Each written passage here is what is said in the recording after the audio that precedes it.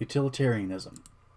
Utilitarianism is an ethical system where actions are deemed good if the subsequent results from the action have more beneficial effects than harmful effects. Similarly, one can surmise that an action can be considered wrong if the effects are more harmful than they are beneficial. The morality of an action does not take into consideration what the intention of the action is. Rather, the consequence of the action that results in minimum harm to the body of government or business or whatever the body may be is the prime consideration. Faults of utilitarianism. While utilitarianism is robust, it comes at the price of inefficiency and susceptibility of moral luck. Governments that rule with a utilitarian stick tend to have off-putting laws and regulations that may be immoral to the average person. Utilitarianism also fails to consider virtue, ethics, and how bias plays a part in decision-making. Lack of bias. Say you have two candidates for a position who have the same credentials and similar achievements.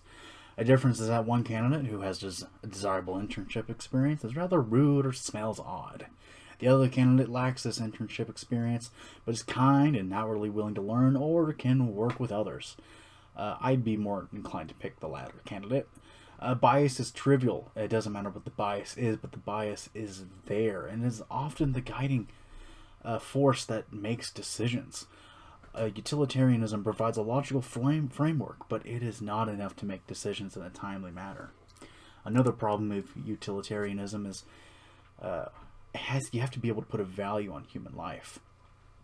On the Opie Anthony Show, hosted on Sirius XM on February 24th, 2011, guest Louis C.K.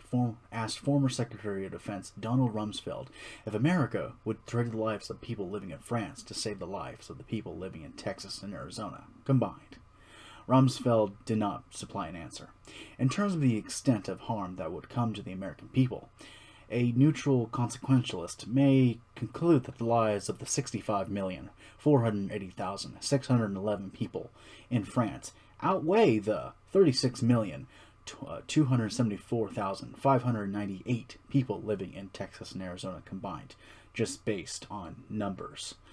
Remember that in utilitarianism, morality lies on the consequence of the action, regardless of the intent. Here is the audio. But hey, American safety is like the biggest deal to us. American defense. We've got to keep the American people safe. But what if a whole lot of people in other places have to die in order for us to be safe? Like, what if you found out that a lot of America was going to get hurt unless we just took France and just wiped it out? Would you trade France? Hypothetical. Would you trade France for Texas and Arizona? Can you imagine if I answered that question? Thank you. Utilitarianism provides the maximum amount of profit with the minimal harm. Donald Rumsfeld is rightfully so in not answering that question.